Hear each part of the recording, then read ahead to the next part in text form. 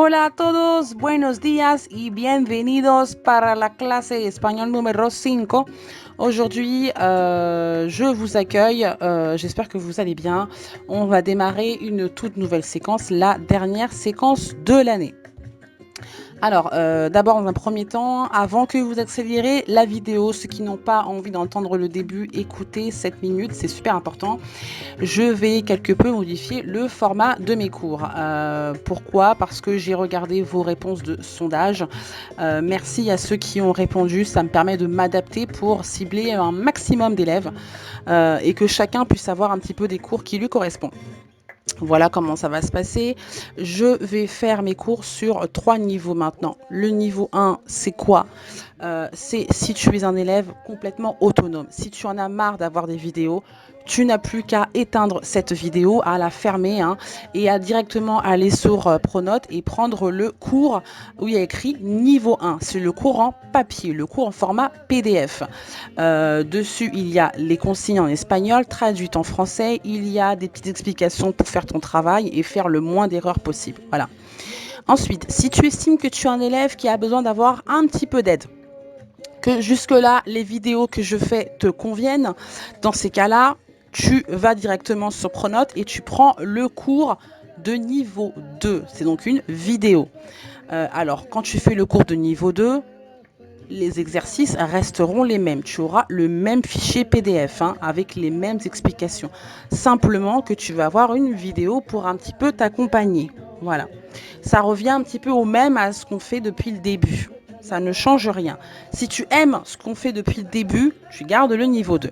Si en revanche, tu remarques que tu es un petit peu perdu à la maison, que tu as encore du mal malgré la vidéo et les explications, dans ces cas-là, je t'invite à cliquer sur la vidéo de niveau 3. Là encore, tu auras le cours avec le fichier PDF et tu auras une vidéo qui sera un petit peu plus longue dans laquelle je vais t'accompagner pas à pas comme si pratiquement on était en classe. Voilà. Donc si tu estimes que tu as quand même pas mal de difficultés, que les vidéos, bon, ça t'aide un peu, mais c'est pas ça, voire même que tu es perdu malgré la vidéo, je t'invite à passer sur la vidéo de niveau 3, qui est du coup un peu plus longue, mais qui est vraiment là pour cibler ceux qui vont avoir plus de difficultés. On commence tout de suite avec la date pour rendre le travail, celle qui apparaît sur Pronote. Donc les 5e A, les 5e C et les 5e E, c'est le 26 mai et les 5e B, c'est le 27 mai. Un petit point avant d'avancer dans la vidéo, tous les élèves qui m'ont envoyé leur travail ont reçu une correction. Voilà, donc si tu m'as envoyé ton travail et que tu n'as pas eu de correction, eh ben, c'est qu'il y a un problème, c'est que je ne l'ai pas reçu, puisque je réponds à tous les travaux envoyés, mail, Pronote, Discord également. Alors il peut y avoir un ou deux cafouillages, j'en ai eu, par exemple Annabelle, ton mail est parti dans mes spams et donc je m'en suis rendu compte 10 jours plus tard. Ce sont des choses qui peuvent arriver. Néanmoins, j'ai répondu à tous les élèves. Pour ceux qui m'envoient leur travail par Pronote, comment je fais? Je vous mets le travail directement dans le cahier texte. Je vous mets un petit message, voilà, comme ceci, dans lequel je prends bien soin de cocher uniquement votre nom, voilà, et je mets votre copie en pièce jointe.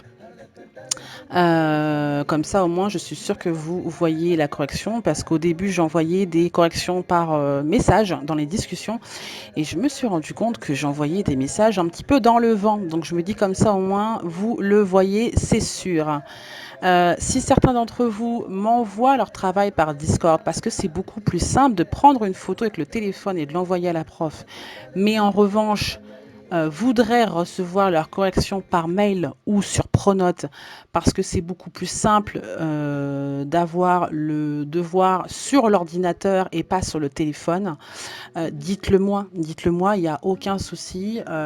Pensez à me le dire quand vous m'envoyez votre travail. Bonjour madame, voici mon travail. Merci de m'envoyer le corrigé par Pronote ou merci de me l'envoyer par mail. Deux petits points, vous m'écrivez l'adresse mail et moi, je vous fais un retour par le moyen demandé.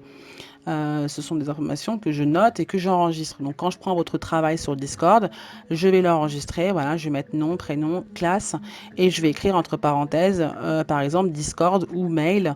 Et comme ça, je saurai comment vous envoyer le corrigé. Si vous ne me dites rien du tout, je vous envoie le corrigé par le même biais par lequel j'ai reçu. Autrement dit, si vous m'envoyez un mail, je vous répondrai par mail. Si vous m'envoyez un Discord, je vous répondrai par Discord, etc. On commence directement avec la minute culturelle. La minute culturelle, c'est quoi? C'est ce que tu entends derrière moi. Et en fait, c'est du flamenco. Le flamenco, c'est quoi? Eh bien, c'est ça. Je te mets un extrait avec la vidéo. Le flamenco, c'est une danse. C'est également un style musical, parce qu'on écoute des musiques flamenco. Souvent, on considère à tort que le flamenco est espagnol. Alors oui, ça vient d'Espagne, mais pas vraiment de toute l'Espagne. Ça vient en fait d'Andalousie, une région qui se trouve au sud de l'Espagne. Donc le flamenco, c'est purement andalou. D'où ça vient? En fait, c'est une danse qui vient des gitans d'Espagne. C'est une danse qui mélange de nombreuses influences. Alors, ça reste un mystère, hein, le flamenco, on a encore du mal à savoir vraiment son origine, mais on sait quand même que c'est lié à l'histoire de l'Andalousie et que, étant donné que l'Andalousie était un territoire qui a été peuplé par de nombreux peuples, voilà, les Juifs, les Arabes, des populations également chrétiennes, on sait que c'est une danse qui mélange toutes ces influences.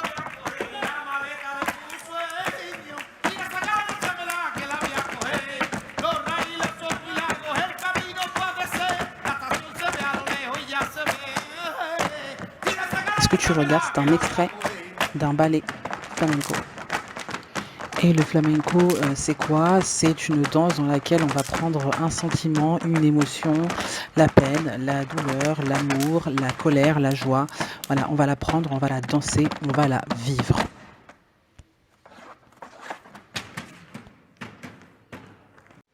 C'est parti, on continue avec la correction de nos exercices. Alors voilà, on commence directement. Hein, l'exercice numéro 1, il fallait traduire les phrases. Quelles étaient les erreurs à ne pas faire? L'accord, hein, bien évidemment. Tous les exercices, travailler les accords. Donc, je suis blanche, le A, c'est la forme du féminin. Je suis blanc, le O est la forme du masculin. Des petites erreurs. La piel, la peau en espagnol, c'est bien un mot féminin. Quand on dit j'ai la peau blanche, c'est comme en français. Derrière, il faut mettre l'adjectif au féminin. Donc, tengo la piel blanca. Elle tiene la piel morena. Ça, c'est la première erreur qu'il ne fallait pas faire.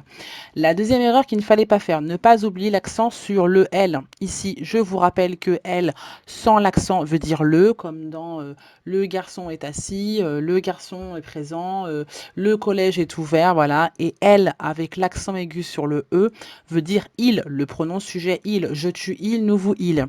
N'oubliez pas que l'accent grave n'existe pas, il est forcément penché comme ceci, voilà, il n'y a que l'accent aigu qui existe entre l'accent grave et l'accent espagnol en espagnol. Une petite précision, je crois que je n'ai pas corrigé dans vos copies. Nous sommes noirs. J'ai beaucoup regardé les fins des phrases et en fait, je me suis pas rendu compte que certains avaient mis ici nosotros alors qu'il fallait le mettre au féminin nosotras somos negras ou alors nosotras somos morenas. Pourquoi? Parce que ici, quand on dit que nous sommes noirs, forcément, si noir, on le met au féminin, c'est que les deux personnes sont noires et que les deux personnes sont des filles. Parce que s'il y avait eu un garçon et une fille, le masculin l'emporte. Voilà. Donc forcément, si on dit nous sommes noirs ES et non pas avec un S sans le E, s'il y a le E qui est présent, ça veut dire que les deux personnes sont des filles et donc forcément le pronom devient féminin. Ils sont métis morenos, voilà, ça passe très bien. Et ici, il ne fallait pas oublier de mettre à chaque fois le S, hein, blancas, morenas, negras, enfin voilà. Certains ont utilisé le verbe estar. Je vous rappelle que estar, c'est pour localiser et pour les humeurs, les états. Je suis debout, je suis assis, je suis marié, je suis divorcé, enfin voilà. Quoi d'autre comme erreur? Également le tout ici, il fallait bien mettre l'accent puisque tout sans accent veut dire ton ou ta. Tu familia, tu padre, ¿cómo se llama tu padre? ¿Cómo se llama tu mamá? ¿Cómo se llama tu abuelo? Enfin, voilà. Alors que tout avec l'accent veut dire tu, hein, comme dans je, tu, il, nouveau il.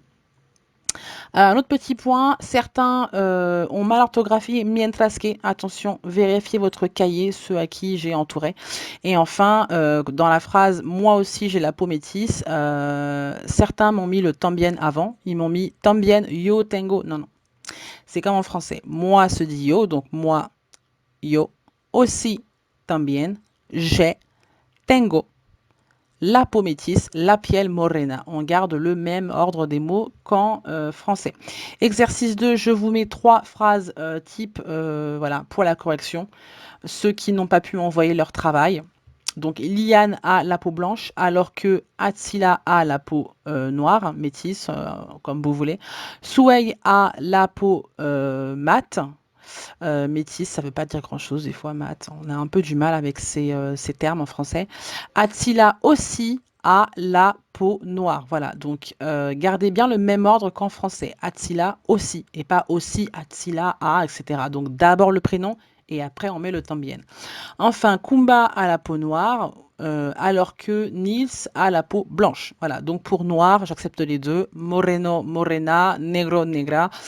Bien évidemment, quand on met la piel devant, comme c'est féminin, on accorde, mais les deux mots sont acceptés. Ici, quelle a été l'erreur qui est revenue? Certains ont oublié de conjuguer, enfin de mettre le verbe avoir en espagnol et me l'ont mis en français. Il y en a qui m'ont mis Lian a la piel blanca, alors que c'est le verbe tener. Lian tiene la piel blanca, mientras que Atzila tiene la piel morena. Le tiene est très important. Exercice 3, il fallait répondre aux questions. Qui a les cheveux bruns? Eh ben, c'était Bastian, voilà. Alors, je chipote pas trop, hein, si vous vous trompez de prénom, c'est pas très grave. Moi, ce que je regarde vraiment, c'est est-ce que la phrase est correcte.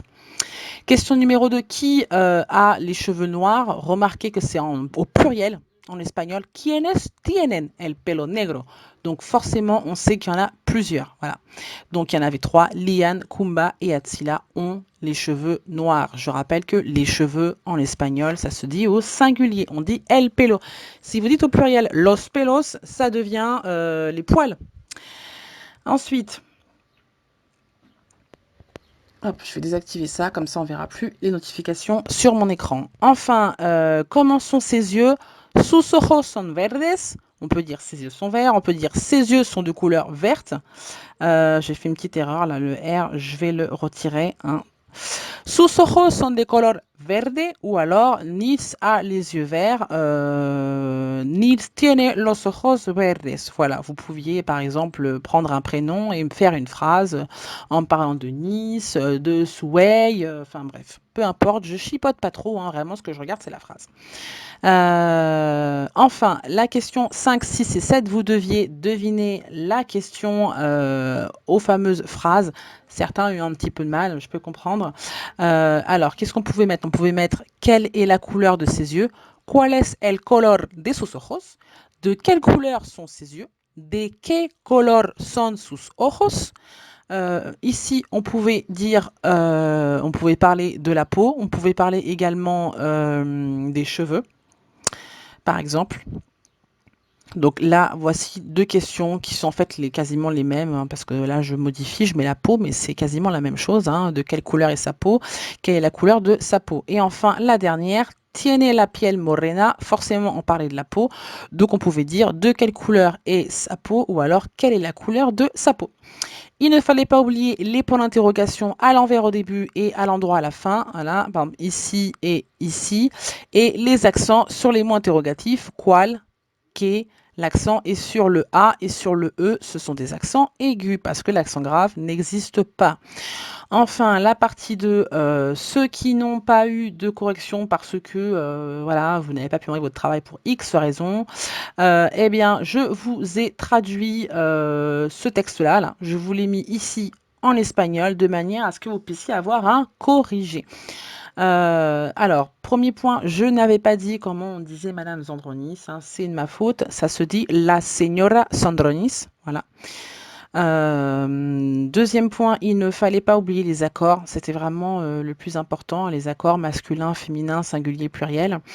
Certains ont oublié des petits mots dans leurs phrases, comme les articles. Par exemple, il a les cheveux. Voilà, il y en a qui ont oublié les. Il y en a qui ont mis il a, par exemple, cheveux. Enfin, voilà.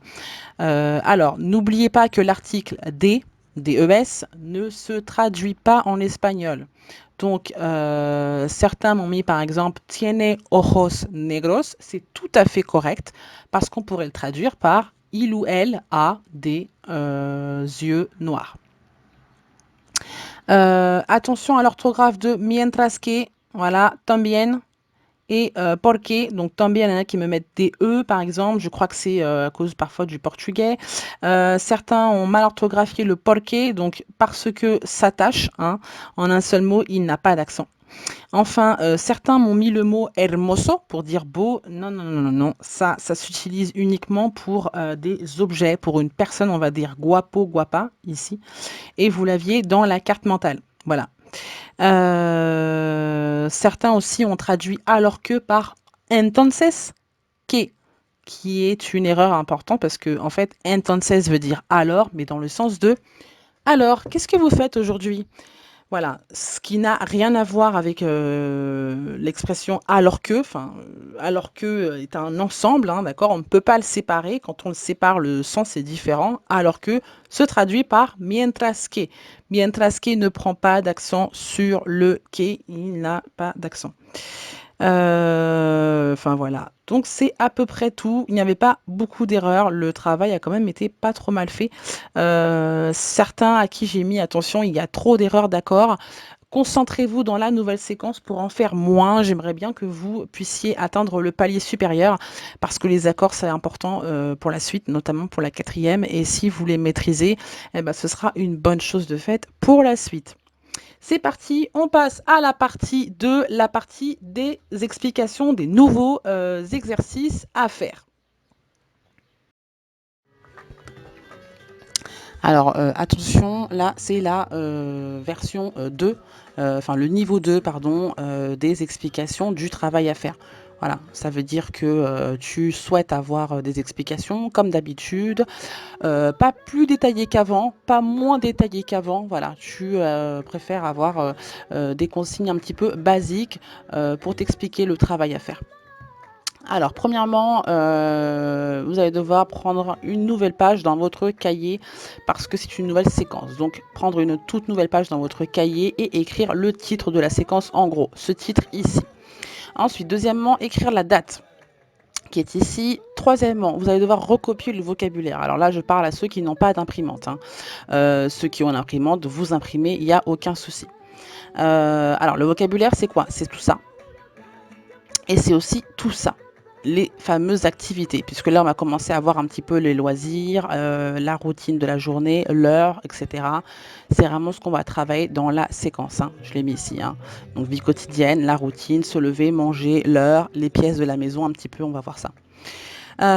Ensuite, une fois que le A est recopié, vous pouvez recopier le B et faire les exercices. Alors, à chaque fois que vous avez ces cadres-là, ne pas recopier ce cadre, ne pas recopier ce cadre, c'est-à-dire que je vous demande de ne pas le recopier. Ce sont en fait des consignes pour vous aider à faire votre travail, ni plus ni moins.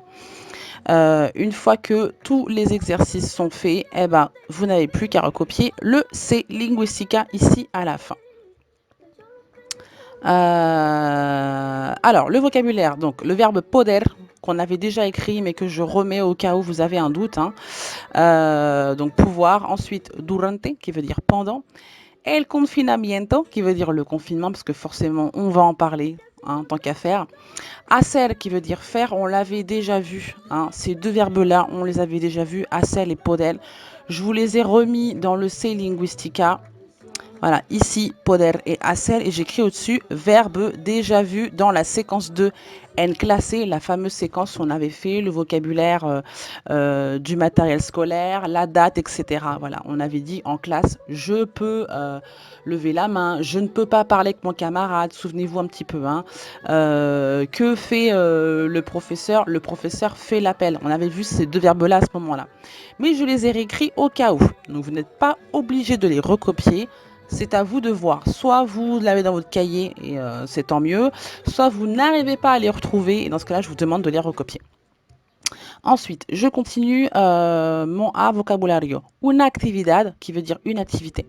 El tiempo libre, qui veut dire le temps libre. Una casa, qui veut dire une maison. Ça aussi, on l'avait déjà vu avec la famille royale, hein, quand on avait dit que la famille est dans le jardin, alors que la famille royale ici est dans un palais, etc. On avait vu aussi avec Botero, quand on avait dit la famille est à l'extérieur, alors que l'autre famille est dans la maison.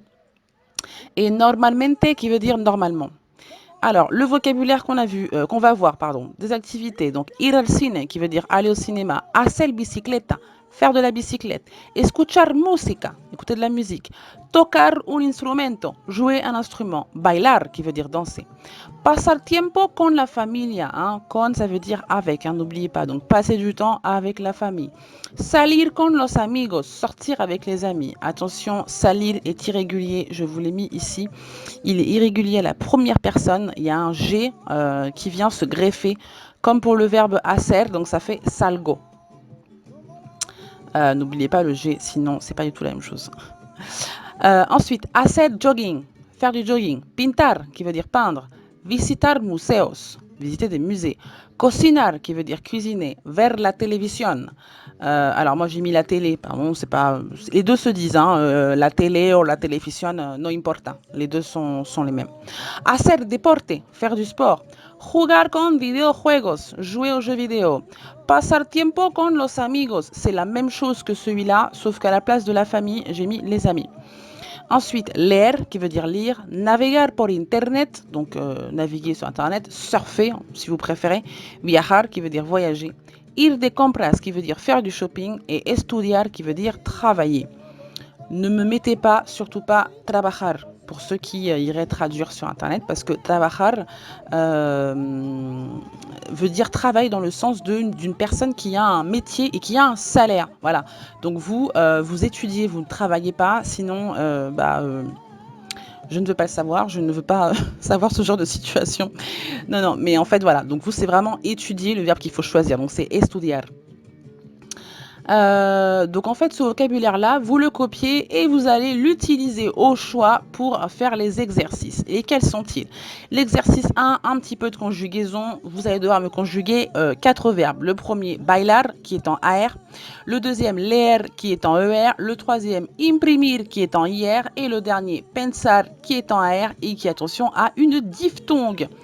Attention, si on a un doute, on va voir la règle de la diphtongue dans son cahier. Où est-ce qu'elle est? Elle est dans la séquence 2 qui s'appelle en classé, dans laquelle on avait vu un fichier, voilà, celui-ci. Et sur ce document, j'expliquais vraiment comment conjuguer un verbe avec la diphtongue.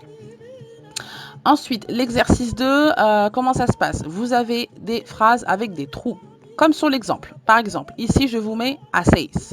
Donc, je vous conjugue le verbe hacer à une fameuse personne. Voilà. Vous devez regarder la terminaison et vous demander si c'est je, tu, il ou elle, nous, vous, il ou elle au pluriel.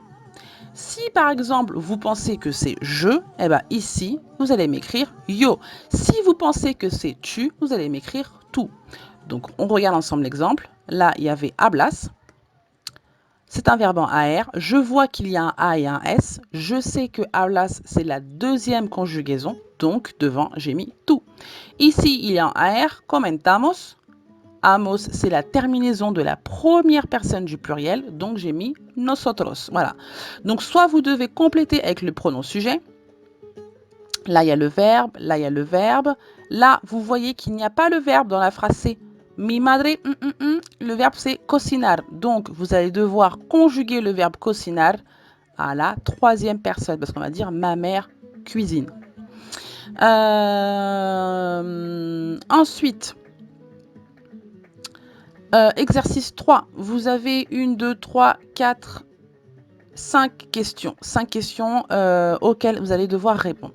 Elles sont à chaque fois traduites. Première question. ¿Qué haces durante el confinamiento?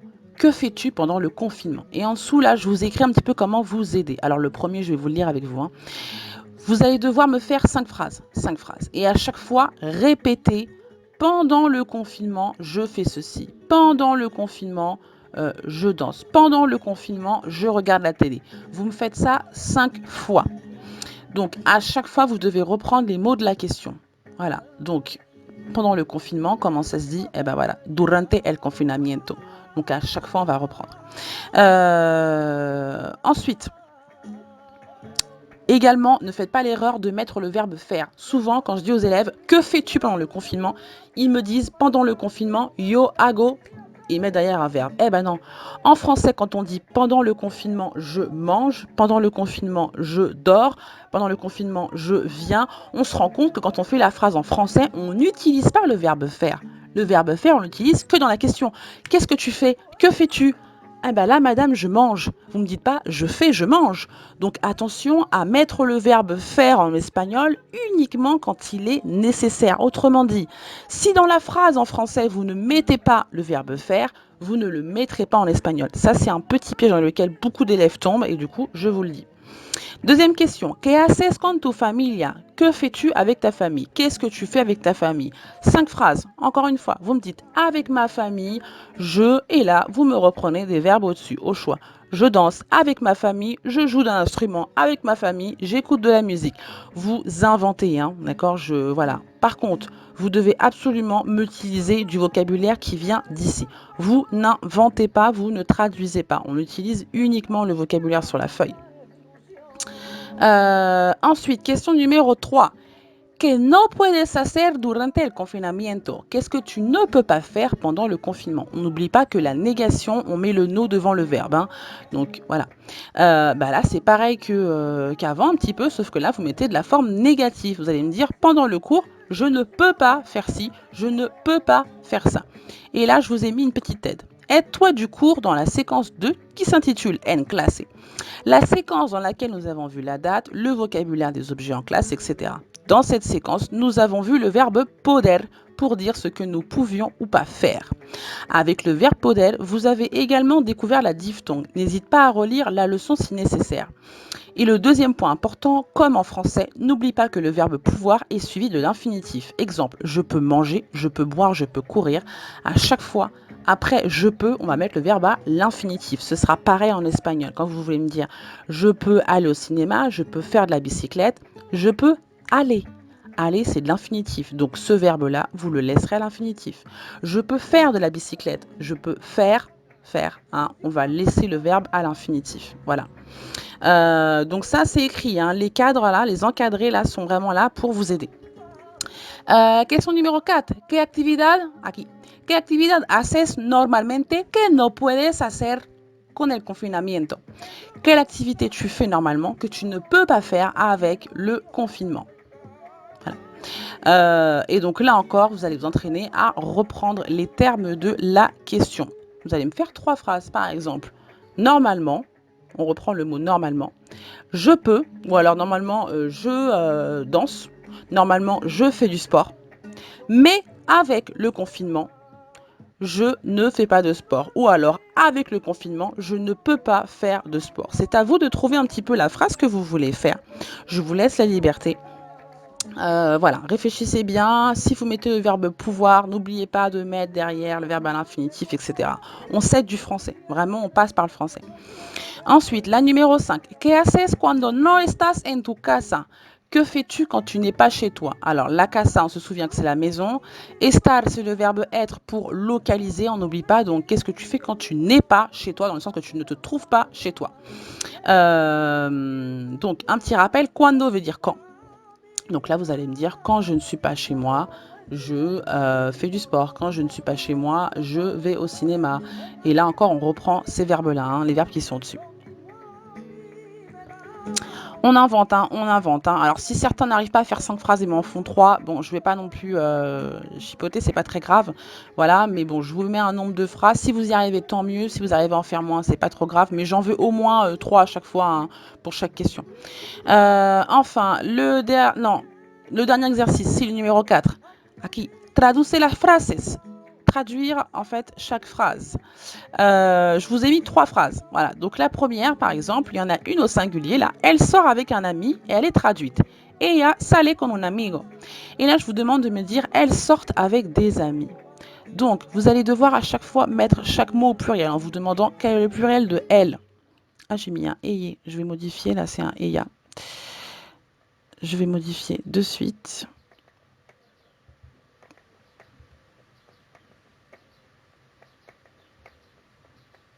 Hop.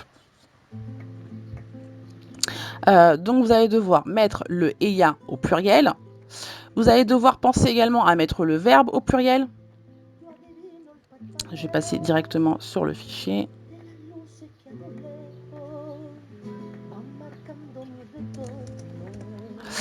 Alors, du coup, je reprends. Donc, il va falloir penser à mettre le elle au pluriel. Donc, eya, on pense à le mettre au pluriel. Si on a un doute, on regarde son cahier. Ensuite, le verbe, elle sort. Je n'invente rien, hein. Sortir, il est ici. Il est ici. Donc, vous pensez à le mettre également à la troisième du pluriel. Avec. Est-ce que avec ce mot pluriel? Eh ben non. Un ami, comment le mot pluriel? Des amis. Voilà. Donc, pensez à mettre un ami au pluriel. Ça, c'est pour vous faire travailler encore une fois le pluriel, hein. Donc, je vous mets ici une phrase au singulier. Ensuite, en dessous, je vous mets la même phrase avec des modifications et vous devez la traduire. Il ne s'agit pas d'aller traduire sur Internet, mais c'est à vous de traduire en vous aidant de la phrase du dessus à chaque fois, hein. Voilà, et puis une fois que c'est fait après, eh ben, vous recopiez le C Linguistica dans votre cahier et puis ce sera la fin de vos exercices. Voilà, et ben à tous, je vous dis adios, hasta luego, prenez soin de vous, et puis s'il y a des questions, n'hésitez pas. Si certains éventuellement ont écouté et estiment ne pas être capables de faire le travail tout seul, eh ben vous n'avez qu'à mettre la vidéo niveau 3. Vous allez directement à la partie des nouveaux exercices, hein, suivant le menu de la vidéo, et puis comme ça, vous aurez un accompagnement plus en détail, vraiment pas à pas sur la façon de faire vos phrases. Voilà. A todos, hasta luego, adiós et bon courage à tous.